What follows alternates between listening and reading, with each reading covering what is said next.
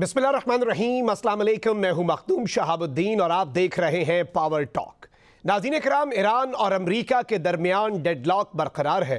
Iran की जानिब से नया मुसव्विदा अमरीका को पाकिस्तान के जरिए मौसूल तो हुआ, लेकिन उसके बाद अमरीकी सदर डोनाल्ड ट्रंप ने उस मुसव्विदे को रिजेक्ट करने का ऐलान किया। इस खबर के बाद अचानक से ये खबर आई कि इस्राईली वज़ीर आज़म अपनी सारी मीटिंग्स छोड़कर डोनाल्ड ट्रंप से हंगामी राब्ता कर रहे हैं। दोनों रहनुमाओं के दरमियान टेलीफोनिक गुफ्तगू एक इंतहाई क्रूशल मरहले पर सामने आ रही है।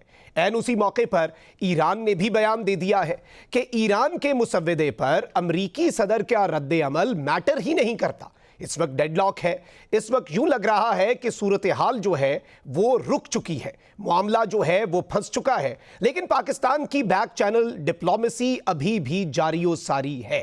इसी सब पर बात करने के लिए प्रोग्राम में हमें ज्वाइन कर रहे हैं सहाफ़ी हैं ईरान से मुर्तज़ा नगरी। नगरी साहब, बहुत बहुत शुक्रिया आपके वक्त का। सबसे पहले तो ये बताइएगा कि इस वक्त ईरान का जो मुसव्विदा है उसके हवाले से अरब मीडिया में भी कुछ रिपोर्टिंग हुई है।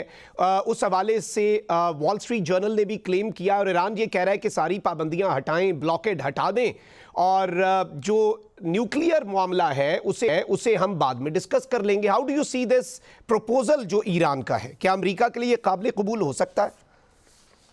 बहुत शुक्रिया, आपने शामिल गुफ्तगू होने का मौका दिया। देखिए, मैं रिवर्स गुफ्तगू को अपनी आगाज करता हूँ। जो सवाल किया आपने, इस बात पर तो रशिया भी ईरान के हमराह है कि ईरान का जो एनरिच्ड यूरेनियम है वो ईरान को किसी को नहीं देना चाहिए। वो ईरान की मिल्कियत है, ईरान की प्रॉपर्टी है, ईरान का हक है, उसे संभाल के रखे। सालिसी के बहुत सारे ऑप्शन इनके सामने खुले छोड़े गए।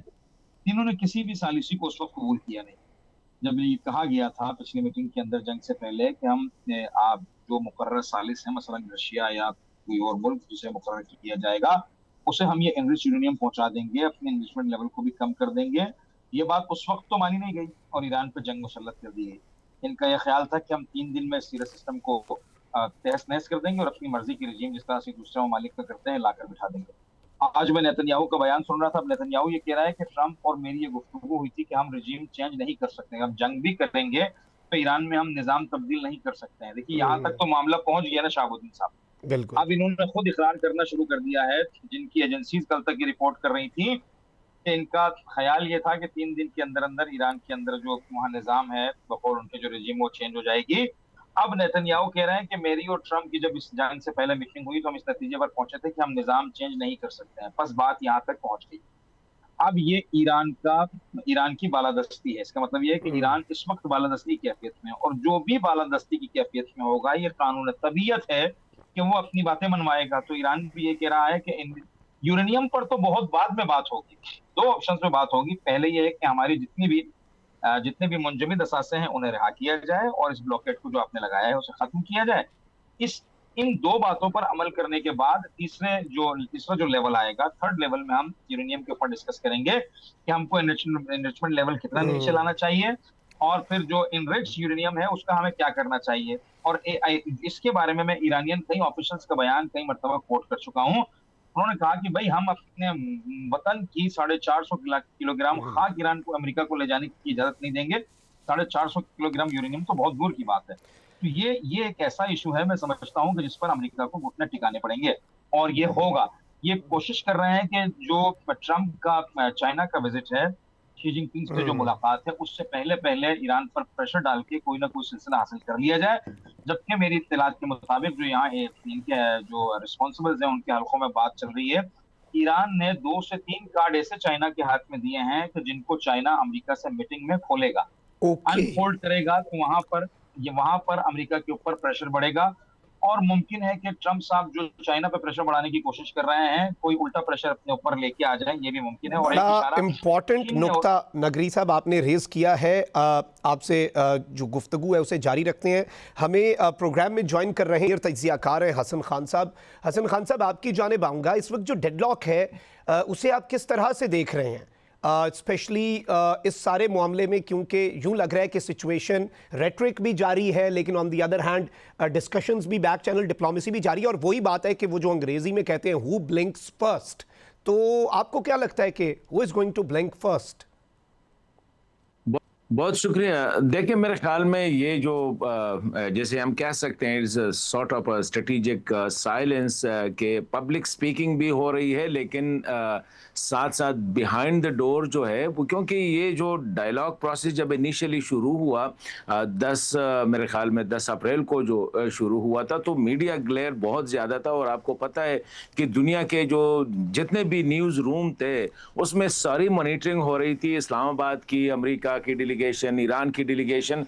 तो मेरे ख्याल में वो ज़रा मुश्किल था कि ऐसे हालात में डायलॉग प्रोसेस को आगे लेके जाए। अब ये the real test of diplomacy जो है अब है, क्योंकि इस वक्त जो है डेफिनेटली काफ़ी चीज़ें हैं जिस पे डिस्कशन करनी है, जिस पे एग्रीमेंट करनी है। जिस तरह ये जो एनरिच्ड यूरेनियम की बात हो रही है, जिस तरह अब ईरान के जो मुंजमद असासे हैं उसकी बात हो रही है, 50 साल से ईरान पे जो है सैंक्शन है उसकी बात हो रही है। सबसे इम्पोर्टेंट जो है, जो ये नया इशू आया है स्ट्रेट ऑफ हॉर्मोज़ का, उसकी मुस्तकबिल पे बात करनी है। और मेरे ख्याल में इसके अलावा जो अहम इशू है वो मिडल ईस्ट में ईरान के जो प्रॉक्सीज रहे हैं, जैसे मिडिल ईस्ट जिसने स्पेशली गल्फ कंट्रीज जो ईरान से थ्रेटन फील करते हैं, उनका मुस्तकबिल है इस खिते में। अमेरिका स्पेशली मिडिल ईस्ट में अमेरिका की मुस्तकबिल के बारे में भी बहुत सी चीज़ें हैं। तो इसमें ईरान ये जो प्रोलॉन्ग हो रही है, इसमें ईरान अकेला नहीं है, क्योंकि जाहिर बात है जिसमें चीन, रूस और खिते के दीगर ममालिक भी यही चाहते होंगे कि कोई ऐसा डील हो, कोई ऐसी एग्रीमेंट हो जाए कि जिसमें अमेरिका इस खिते में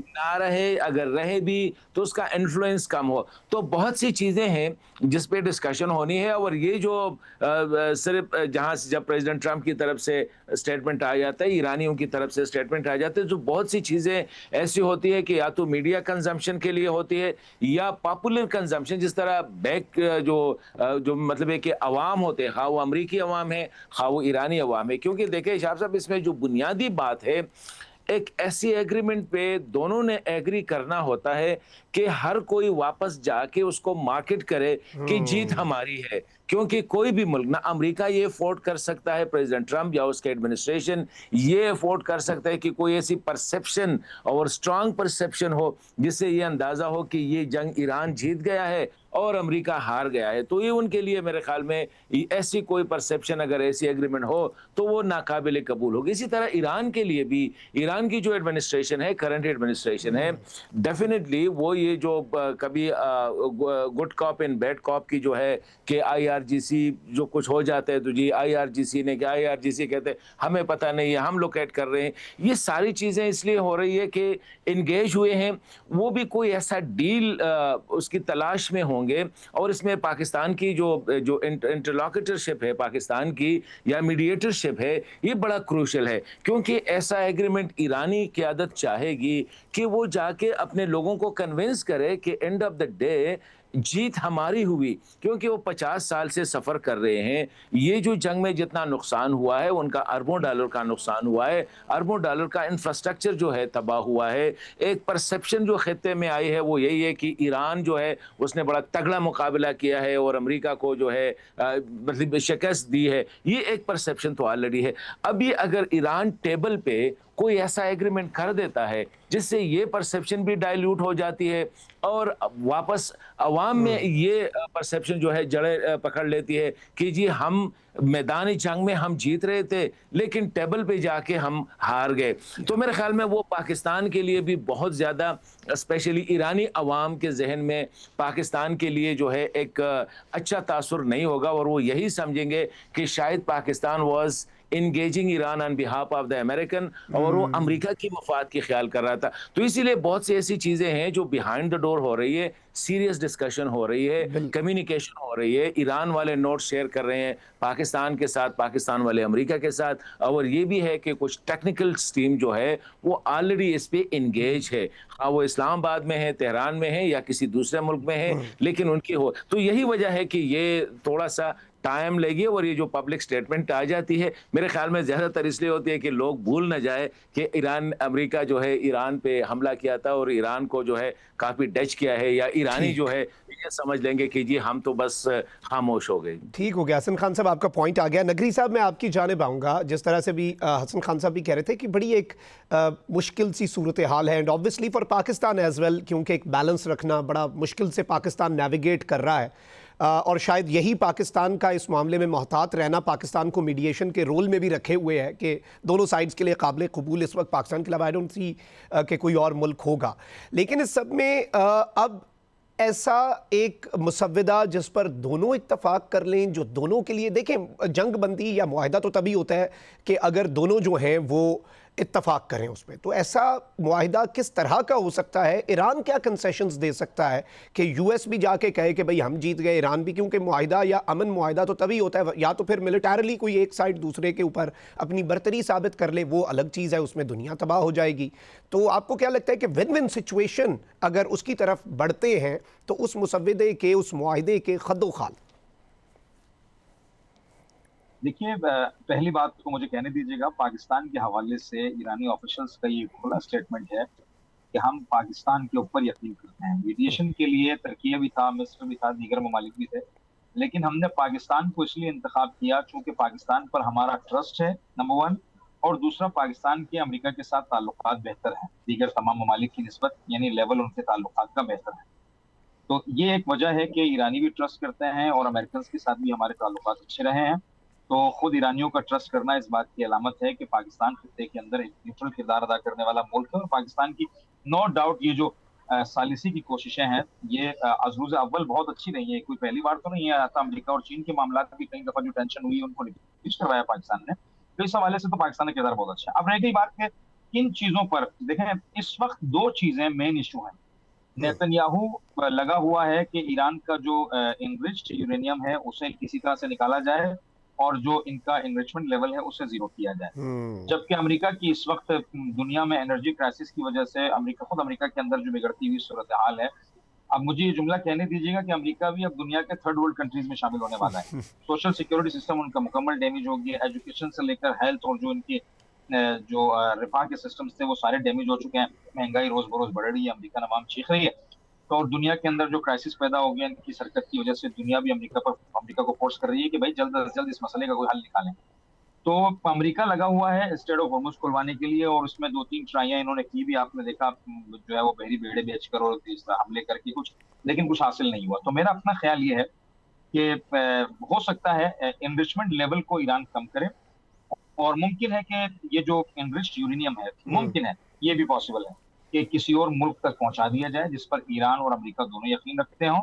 और तीसरा जो है वो ईरान को ये हासिल हो जाए, श्योरिटी हो जाए कि उनके जो फ्रोजन एसेट्स हैं, जो मुंजमद जो असासे हैं, उनको छोड़ दिया जाए और ईरान को खुलेआम ट्रेड की इजाजत मिल जाए और अमेरिका इस खित्ते से थोड़ा सा पीछे हो जाए। जो मैं बयानात ट्रंप के और नेतन्याहू की सुन रहा हूँ, मुझे लगता है उससे कि अमेरिका मिडिल ईस्ट की बजाय इसराइल को अपना मुकम्मल हब बनाएगा, मिलिट्री हब बनाएगा। इसराइल के अंदर से वो तमाम मामला को ऑपरेट करेगा और थोड़ा सा हो सकता है कि मिडिल ईस्ट से पीछे हट जाए, जिसका मिडिल ईस्ट के ममालिक को खुद अच्छा तजर्बा हो गया कि उनकी सिक्योरिटी से उनको कुछ खास फायदा हासिल नहीं हुआ। तो ये कुछ ऐसे पॉइंट्स हैं मुझे लगता है कि जिनके ऊपर एंगेजमेंट चल रही होगी और कोई ना कोई नतीजा निकलेगा और दोनों पार्टियां, जैसे हसन साहब ने कहा, विन विन का ऐलान करके अपने मामला को आगे बढ़ाएंगी। तो अभी तक ये मुझे नजर आ रहा है।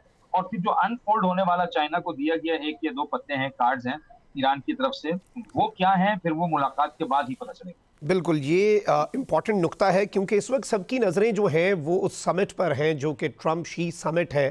डोनाल्ड ट्रंप चाइना जाने वाले हैं। बीच में कुछ इम्कानात ये भी आए कि अगर उस दौरान कोई मामलात तय पा जाते हैं तो वापसी पर कोई स्टॉप ओवर भी हो जाए पाकिस्तान में और चंद घंटे कोई डोनाल्ड ट्रंप, ऑब्वियसली उन्होंने भी अब आगे इलेक्शंस में जाना है, जंग के ख़िलाफ़ एक नैरेटिव बन रहा है। अच्छा, गुफ्तगू के सिलसिले को यहीं से आगे बढ़ाएंगे। यहाँ पे वक्त हुआ एक ब्रेक का, हमारे साथ रहिए।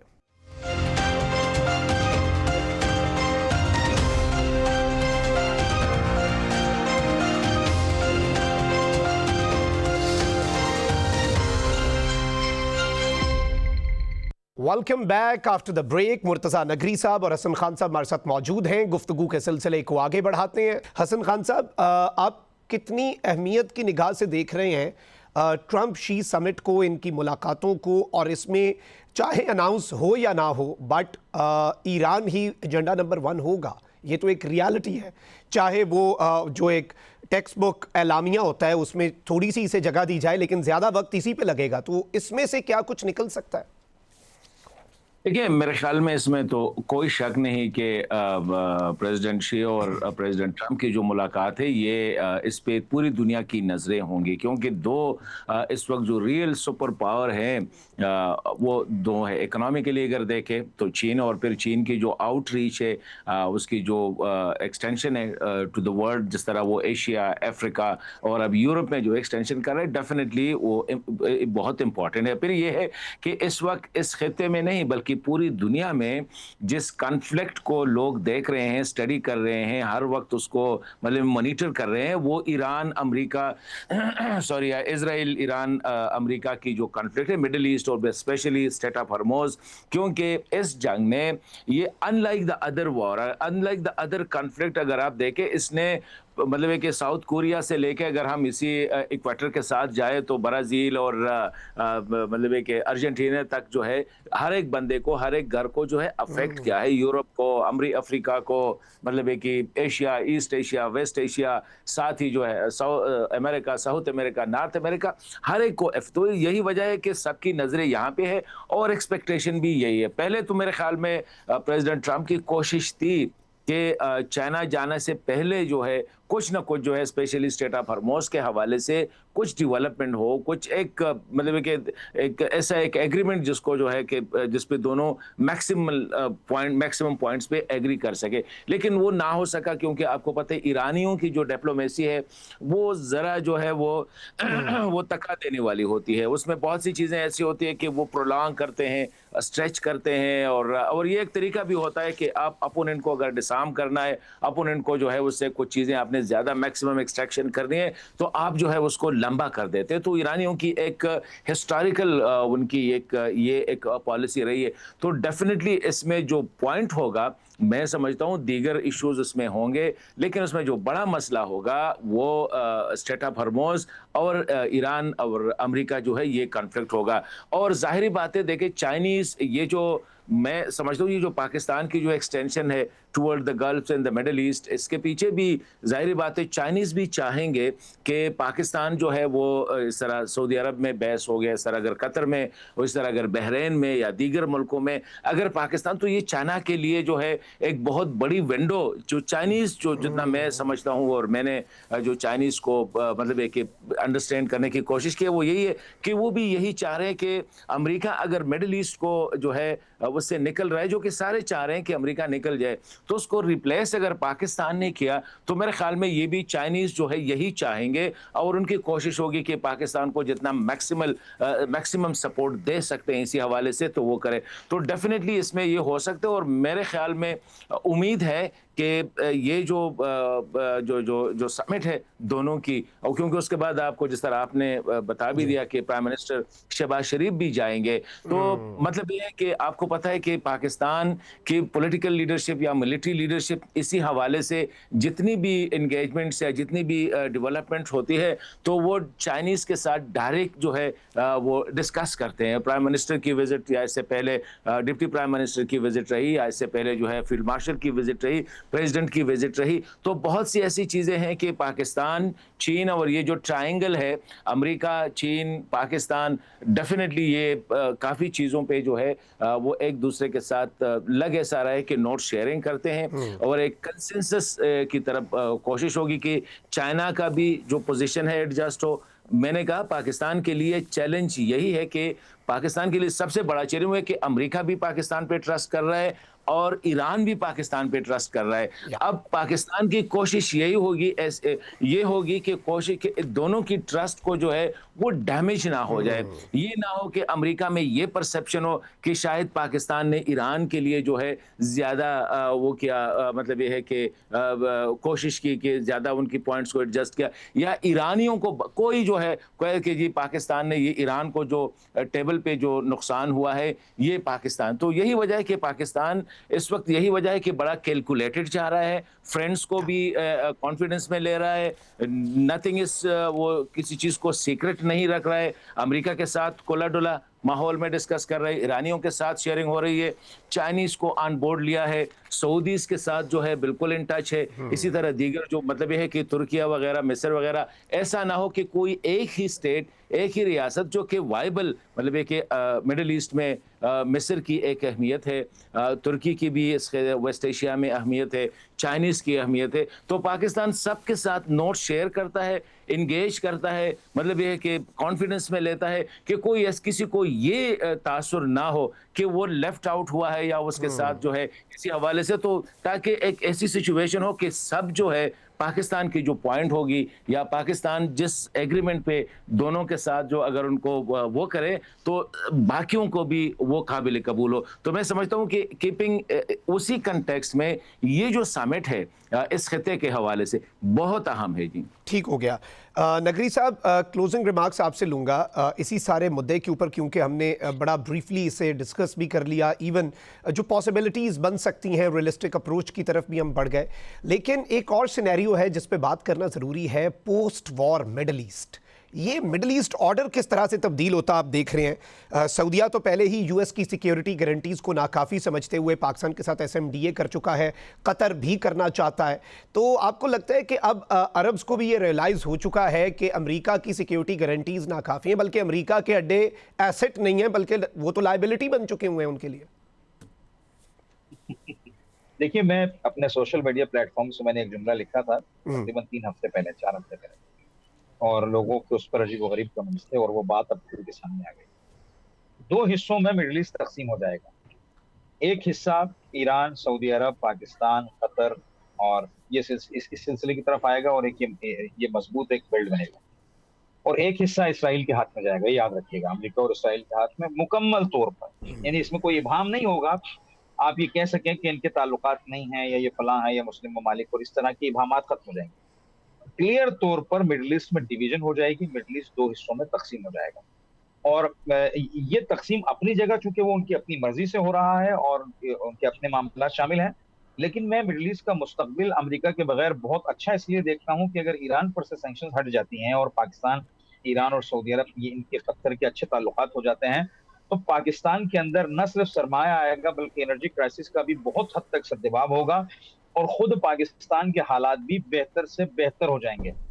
और ये पूरा एक बेल्ट बन जाएगा, चाइना से लेकर पाकिस्तान और पाकिस्तान से लेकर सऊदी अरब और कतर और ईरान और ये सारे ममालिक। और जो इंडिया का रोल मिडल ईस्ट के अंदर था वो इंतहाई महदूद हो जाएगा, क्योंकि जब 2 हिस्सों में बटेंगे तो यकीनन फिर इंडिया और इसराइल की तरफ एक बेल्ट चला जाएगा और पाकिस्तान, चाइना और तुर्की, सऊदी अरब ये सब मिलकर एक बेल्ट का ये बन जाएगा।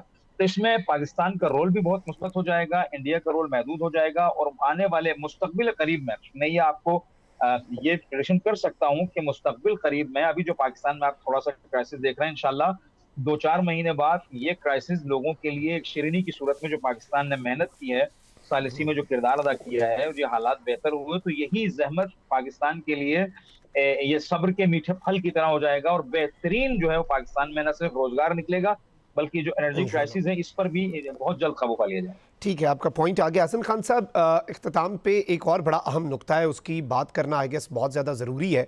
बन्नू में जो हुआ वो हमने देखा, खवारिज जो हैं वो एक्टिव हो चुके हैं, IMP ने ज़िम्मेदारी कबूल की। अभी वज़ीर आला बलूचिस्तान जो है उन्होंने भी एक प्रेस कॉन्फ्रेंस की है, खुदकुश बमबार खातून को साथ बिठाकर इस्लामाबाद को बड़ी तबाही से बचाया गया। तो पाकिस्तान के लिए एक बहुत बड़ा चैलेंज फ़ितनाल हिंदुस्तान और फ़ितनाल खवारिज यानी BLA और TTP और the likes of them, ISKP है, IMP है, मुख्तलिफ गिरोह हैं, इनके जो दहशत गर्दी है वो एक बहुत बड़ा चैलेंज है।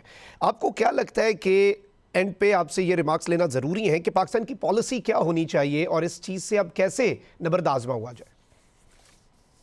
देखिए, मेरे ख्याल में एक तो पाकिस्तान की अफ़गानिस्तान पॉलिसी जो अब काफ़ी उसके खद-ओ-खाल जो है वो काफ़ी क्लियर होते जा रहे हैं और इसके बारे में परसों भी फील्ड मार्शल साहब की तरफ से एक स्टेटमेंट भी आया था। वो तो वो अच्छे जा रहे हैं। वो तो मैं समझता हूँ कि इस किस्म की पॉलिसी जो क्लैरिटी उसमें हो और आम आदमी को भी समझ आ जाए कि पाकिस्तान की पॉलिसी विज़ावी अफ़गानिस्तान क्या है। लेकिन ये जो दहशत गर्दी है इसके 2 एस्पेक्ट्स है। एक तो इसका इंटरनल एस्पेक्ट्स से या एक्सटर्नल एस्पेक्ट से।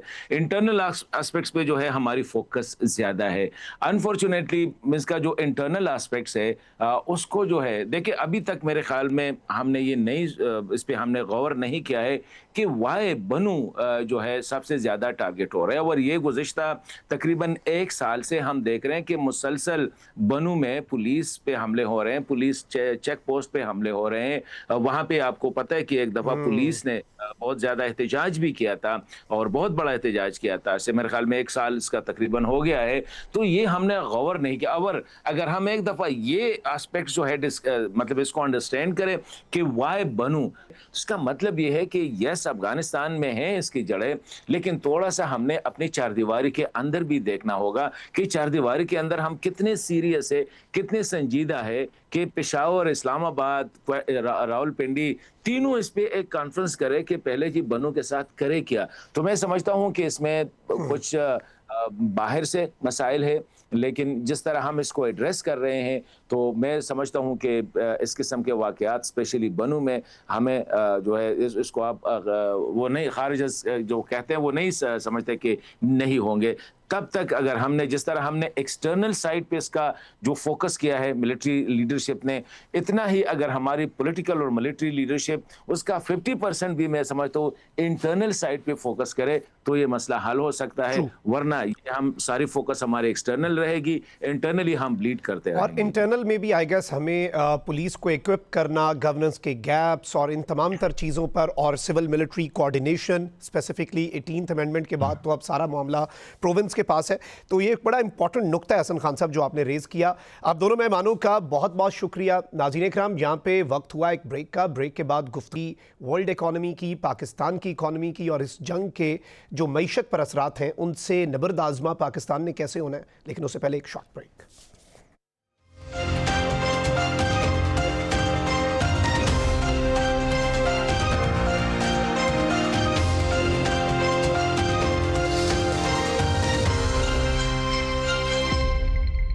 Welcome back after the break. नाज़रीन इकराम, पाकिस्तान की मईशत हमेशा ही नाजुक मोड़ से गुजर रही होती है, लेकिन गुज़श्ता चंद महीनों में हमने देखा कि ईरान अमरीका जंग की वजह से हुकूमत जो है उसके मुताबिक हुकूमत को बहुत से चैलेंजेस जो हैं उनका सामना करना पड़ रहा है। बल्कि वज़ीर आज़म ने तो ये तक कह दिया कि सब कुछ अच्छा जा रहा था, बस इस जंग ने हमारे किए किराए पर पानी फेरा है, इसीलिए पेट्रोलियम मसनूआत की कीमतें भी बढ़ानी पड़ रही हैं और आवाम जो है वो तंग है। क्या गवर्नमेंट की पॉलिसी इतनी ही अच्छी जा रही थी जिस तरह से हुकूमत बता रही है? और क्या इस वक्त की सारी सूरत हाल और सिचुएशन को ईरान अमरीका या मिडल ईस्ट की सिचुएशन के साथ कनेक्ट करके हुकूमत अपना दामन झाड़ सकती है? इसी पर बात करते हैं। प्रोग्राम में हमें ज्वाइन किया है माहिर मईशत डॉक्टर नदीम उल हक साहब ने। डॉक्टर साहब, thank you very much for your time. सबसे पहले तो गवर्नमेंट की जो इकोनॉमिक पॉलिसीज़ हैं वो ये कहते हैं कि हमारी पॉलिसी बहुत अच्छी जा रही थी, इस जंग ने और मिडल ईस्ट की सिचुएशन ने काम ख़राब किया है। क्या सब कुछ मिडल ईस्ट की जंग के खाते में डाला जा सकता है? कि पहले तो मुझे समझ नहीं आती कि पॉलिसी गवर्नमेंट की क्या है। खुद ही फाइनेंस मिनिस्टर साहब, प्राइम मिनिस्टर सब कहते हैं कि आईएमएफ पॉलिसी बनाता है, आईएमएफ इजाजत देता है। तो फिर जो इजाजत देता है पॉलिसी उसकी होती है ना, पॉलिसी आपकी तो नहीं होती जब कोई इजाजत आप मांगते फिरते हैं। नंबर 2, वर्ल्ड बैंक के पीछे भी आप भागते फिरते हैं, 2-2 बिलियन 1-1 बिलियन के पास पीछे भागते हैं। तो मेरी आपसे गुजारिश है कि गवर्नमेंट के पास ना कोई पॉलिसी है, ना बनाने की हिम्मत है, ना कैपेसिटी है। नंबर 2, आपकी जो प्लानिंग कमीशन है मुझे समझ नहीं आती क्या काम करती है। मैं उसका डिप्टी चेयरमैन रहा हूँ, मिनिस्टर रहा हूँ, मुझे पता है प्लानिंग कमीशन फारिग है। मैं इसके ऊपर किताब लिख चुका हूँ, इसको बंद करें या इसको री इंजीनियर करें। अब उड़ान उड़ान उड़ान, ना कोई पॉलिसी है ना कुछ, एक मार्केटिंग गिमिक है। ओके, आगे चलें। बाकी ये जो चीज़ है आप कह रहे हैं कि कोई वीकनेसेस एक्सप्लॉइट की है या समझाई है हमें, मिडल ईस्ट वॉर की वजह से इमर्ज की है, बिल्कुल गलत बात है। देखिए, हम सिंपल सी बात है, अगेन मैं आपको बता दूं, पॉलिसी आप कहते हैं, हम सारी जिंदगी हमने 25 आईएमएफ के प्रोग्राम कर लिए। आईएमएफ का प्रोग्राम एक बीमारी की अलामत होती है। IMF is the emergency ward of the world. अगर आप इमरजेंसी वार्ड में बैठे हो तो आपकी पॉलिसी क्या है? हेल्थ पॉलिसी आपकी क्या? कुछ भी नहीं है। तो हम इमरजेंसी वार्ड में 25 दफा गए हैं। हर प्रोग्राम तकरीबन 3 से 5 साल चलता है। तो आप सोच लीजिए हम पूरी जिंदगी आईएमएफ के प्रोग्राम से नहीं निकले। तो जब आईएमएफ प्रोग्राम से नहीं निकलता, वो कैसे कह रहा है कि हम अच्छा काम कर रहे हैं? उस दिन मैं मानूंगा पॉलिसी आपकी कुछ सक्सीड करी, जिस दिन आप आईएमएफ को खैर बात कह सके। और ये नहीं 1 साल 2 साल के लिए, वो तो हो जाता है कभी कभी। जब आप खैर बात कर कह सकें अगले 15-20 साल के लिए, फिर आप मुझे कहिएगा कि आपने कुछ पॉलिसी ठीक कर ली है। अच्छा, इसमें डॉक्टर साहब एक और बड़ी इंपॉर्टेंट चीज़ है, वो ये है कि गवर्नमेंट के मिनिस्टर्स जो हैं वो खुद ये कहते हैं कुछ कि भाई हम टैक्स नहीं कलेक्ट कर पा रहे, और इसलिए हमें पेट्रोल की कीमतों के अंदर भी वहाँ पर भी टैक्स बढ़ाना पड़ता है, हमारी कलेक्शन नहीं सही हो पा रही। तो फिर इसमें जो टैक्स कलेक्शन का एक इशू है, उससे आप किस तरह से देखते हैं, ठीक कैसे करे गवर्नमेंट इसे? देखिए जी, मैं सिंपल सी बात कहता हूँ, ये भी एक बहुत बड़ा झूठ है कि हम टैक्स नहीं देते। और मैं हैरान हूं, दुनिया में एक ही वाहिद मुल्क है जो ये अपने कौम के बारे में कहता है, अपनी कौम को चोर कहता है। मुझे बता दे, टैक्स का निजाम हर जगह प्रॉब्लम में होता है। कोई ऐसे नारे नहीं लगाता कि हमारी कौम चोर है, सिर्फ हमारे हुक्मरान ये कहते हैं। मैं तो कहता हूं, पहले ऐसे हुक्मरानों को आप लोग अहमियत क्यों देते? ये कौम टैक्स चोर नहीं। अपनी कौम को जो बंदा चोर कहता है, वो फिर लीडर हमारा क्या है? अगर ये हालात है कि हम लोग चोर हैं, तो फिर ये हमारे लीडर क्यों बने बैठे हैं? तो मैं तो इसको बहुत जोरदार तरीके से इसकी तरदीद करता हूँ। And quite frankly, I have written about it many times, I have talked about it many times. ये बड़ी गलत का बात है। अखबारों में मैंने लिखा है कि आप अपनी कौम को टैक्स चोर कहते हैं, फिर आप ऊपर मिनिस्टर बन के प्रोटोकॉल लेके बैठ जाते हैं। यार, ये तो मुझे बात बिल्कुल नहीं पसंद आती। हर बंदा यहाँ टैक्स दे रहा है, ठीक है। टैक्स क्या दे रहे हैं हम? डबल ट्रिपल टैक्स दे रहे हैं। बिजली का बिल उठा के देखें, 5 टैक्सेस है। पेट्रोल पे देखें लेवी कितनी है। आप वैसे देखें इनडायरेक्ट टैक्सेस कितने, हजारों टैक्सेस है। अब मसला ये है कि आपकी टैक्स पॉलिसी इतनी फजूल, इतनी बेवकूफ वाली है कि हर बंदा भागता फिरता है कि हम किसी तरीके से बच जाए। पता नहीं, आप यंगर लोग, आप चीजें पढ़ते नहीं, आपको पता नहीं, पता है कि नहीं पता कि आपको याद है रॉबिन हुड की स्टोरी? या पढ़ी हुई है आपने? बिल्कुल जी, तो पढ़ी अगर हुई है। अपने नाजरीन को बता दीजिए कि वो शेरिफ ऑफ नॉटिंघम जो था, वो चोरी इतना करता था, लोगों से इतना टैक्स लगाता था कि हम इज्जत किसको देते हैं? शेरिफ ऑफ नॉटिंघम को नहीं देते, हम रॉबिन हुड को देते हैं। हम कहते हैं रॉबिन हुड अच्छा आदमी था, because robin hood sheriff of Nottingham से पैसे चुराता था ताकि गरीबों में बांटे। हमने अपनी tax policy sheriff of Nottingham की बना दी है। हमें टैक्स पॉलिसी बनानी नहीं आती। अगर टैक्स पॉलिसी बनानी आती हो और टैक्स का निजाम बनाना आता हो, तो कोई टैक्स चोर नहीं है, टैक्स कलेक्ट हो सकता है। ये जो आपको मिनिस्टर ये कहता है ना, आप उसको मेरी तरफ से, मैं बार बार कहता हूँ, जर्नलिस्ट में हिम्मत नहीं सवाल पूछने की, उससे पूछे मिनिस्टर से, तुझे टैक्स पॉलिसी बनानी आती है? तुझे टैक्स एडमिनिस्ट्रेशन आती है? जो बोल रहा है, ये सारा निजाम टैक्स पॉलिसी एडमिनिस्ट्रेशन का हम 1000 बारी बता चुके हैं। अच्छा डॉक्टर साहब, एक और बड़ी इंपॉर्टेंट चीज़ है, वो ये है कि हमने अभी मार्का हक को भी कमेमोरेट किया कि हम भारत से एक जंग जीत गए, नेशनल सिक्योरिटी, सॉवरेनिटी। लेकिन नेशनल सिक्योरिटी का सिर्फ एक जुज़ तो नहीं है कि मिलिटरली हम बहुत मजबूत हों। नेशनल सिक्योरिटी में इकनॉमिक सिक्योरिटी भी आती है, एनर्जी सिक्योरिटी भी आती है, फूड सिक्योरिटी भी आती है। तो कोई मुल्क उस वक्त तक तो सिक्योर अपने आप को नहीं ना कह सकता जब तक वो अपने मुआशी फ़ैसलों में ख़ुद मुख्तार नहीं है। तो कम्प्लीटली तो हम ये नहीं कह सकते कि खुद मुख्तारी है। तो आपको लगता है कि कोई काम हुआ है हमारी इकोनॉमिक सिक्योरिटी पे? अभी इस जंग में रिजर्व्स के हवाले से आप देख लें, एनर्जी सिक्योरिटी पे ना कोई काम हुआ, फूड सिक्योरिटी तो आई गेस पता ही नहीं होगा ज़्यादा लोगों को हमारे गवर्नमेंट में कि ये होता क्या है। ये सारे अल्फाज जो है ना, national security, food security, energy security, फलानी सिक्योरिटी, ये इंटरनेशनल कंसल्टेंट से आते हैं और ये कहीं डिस्कस नहीं होते। हमारे मुल्क में डिस्कस होते हैं, या अब जो पसमानदा गरीब मरे हुए मुल्क होते हैं उनमें डिस्कस होते हैं। अमेरिका में कोई एनर्जी सिक्योरिटी की बात करता, कोई फूड सिक्योरिटी की बात नहीं करता। देखिए, सिंपल बात है, मेरे पास इस वक्त मेरे फ्रिज में, मेरे घर में खाना कोई नहीं है। आई हैव जीरो, मैं रखता ही नहीं कुछ। अभी शाम को भूख लगी, फूड पैंडा से मंगवा लूंगा। मेरे पास पैसे भी घर में कोई नहीं है, मेरे पास क्रेडिट कार्ड है भाई, मैं मंगवा लेता हूँ चीजें। मुल्क भी ऐसे ही चलते हैं। मुल्क के पास, जिसके पास रिजर्व्स होते हैं, इंडिया के पास 600 बिलियन रिजर्व्स है, $600 बिलियन। हमारे पास क्या? हमारे पास तो कहते हैं 20 है, उसमें से भी 10-15 तो मांगा हुआ है। आईएमएफ की रिपोर्ट देखे, वो कहते हैं इनके पास रिजर्व ही कोई नहीं है, नेगेटिव है। तो अगर आप, अच्छा फिर ये क्यों है? क्योंकि आप तरक्की तो होने नहीं देते। हमारे माशाल्लाह पॉलिसी मेकर्स, हमारे माशाल्लाह मिनिस्टर, ये तरक्की तो चाहते नहीं है। आप लोग भी तरक्की नहीं चाहते। मीडिया वाले बुला के पूछे ना मिनिस्टर को ग्रोथ क्यों नहीं हो रही, और हिलने ना दे उसको जब तक वो बताए ना ग्रोथ क्यों नहीं हो रही। वो बैठते ही नहीं है, वो ऐसे साफियों के सामने आते ही नहीं है सर। जो उनसे पूछते नहीं, हो, वो नहीं, मर्जी जब के आते साफियों के पूरे- आगे बैठते हैं। सर जी मैं बिल्कुल मानता हूँ, पर जब आते भी है मैंने देखा है, कोई कॉन्फ्रेंस कराओ कुछ कराओ, मिनिस्टर साहब आ जाते हैं, सारे कैमरे मीडिया वाले आ जाते हैं, सारे उसके पीछे पीछे, जिस वक्त वो जाता है उसके पीछे पीछे सारे भाग रहे होते हैं, हॉल खाली हो जाता है। तो ये उनको मिली हुई, उन्होंने प्रेस के बंदे रखे हुए हैं, उनको माशाल्लाह पिक्चर्स आ जाती हैं, ये ये भी कुछ हो जाता है। परसों बड़ी एक यूनिक सी प्रेस कॉन्फ्रेंस हुई है वजीर ख़जाना और वजीर पेट्रोलियम की, एक दूसरे की उन्होंने तारीफ की है, कहा है बहुत अच्छा काम कर रहे हैं। उस प्रेस कॉन्फ्रेंस में एक भी सहाफ़ी का सवाल नहीं लिया गया, वो खिताब था लेकिन उसे टाइटल प्रेस कॉन्फ्रेंस का दे दिया गया और वो एक बिल्कुल दूसरे की ठीक। तारीफ करके चलते बने। बिल्कुल ठीक, बट द पॉइंट इज, देखिए हमारे मुल्क में कोई इकोनॉमिक पॉलिसी नहीं है, ना कोई बनाना चाहता है।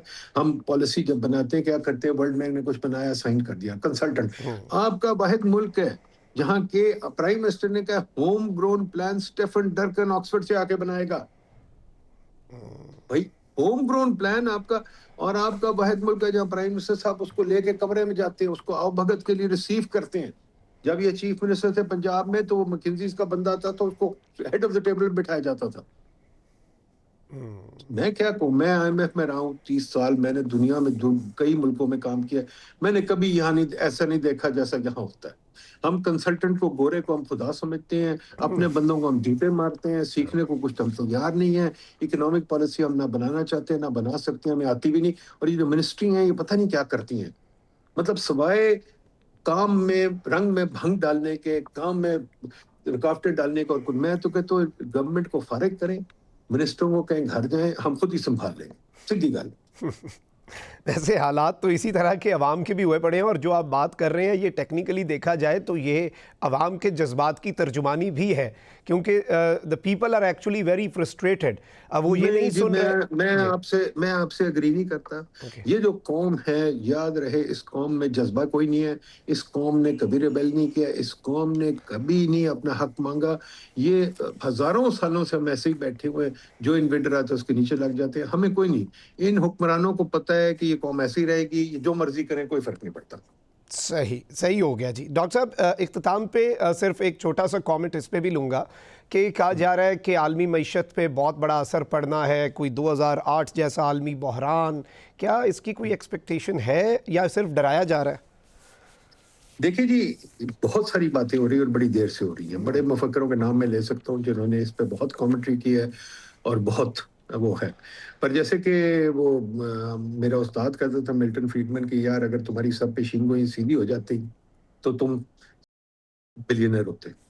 पेशीनगोई इकोनॉमिक्स में करना बहुत मुश्किल काम है। Yes, there are dark clouds on the horizon and yes there is a possibility of a global recession. और बड़ी देर से नहीं आई, 2009 से नहीं आई, तो आपको पता है कभी ना कभी तो आनी है, तो कभी तो आएगी।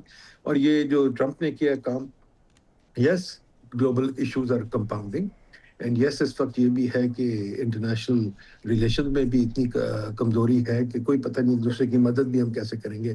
बट फिलहाल इकोनॉमी इज ग्रोइंग। आईएमएफ की अपनी जो प्रोजेक्शन है वो कोई 0.5% कम की है global economy, which is quite big, which is not small. But वो है। दूसरी चीज ये है कि US stock market is doing very well, European stock market is doing very well too. So yes, दोनों साइड पे बात की जा सकती है। हाँ, डार्क क्लाउड्स हैं, लेकिन जारी बात है कि ये मामला ज़रा वेरिएबल सा ही है और सिचुएशन पे डिपेंड करता है। बहुत बहुत शुक्रिया डॉक्टर नदीमुल हक साहब हमारे साथ मौजूद थे। नाज़रीन इकराम, इसी के साथ शहाब को इजाज़त दीजिए। अल्लाह निगहबान। पाकिस्तान जिंदाबाद।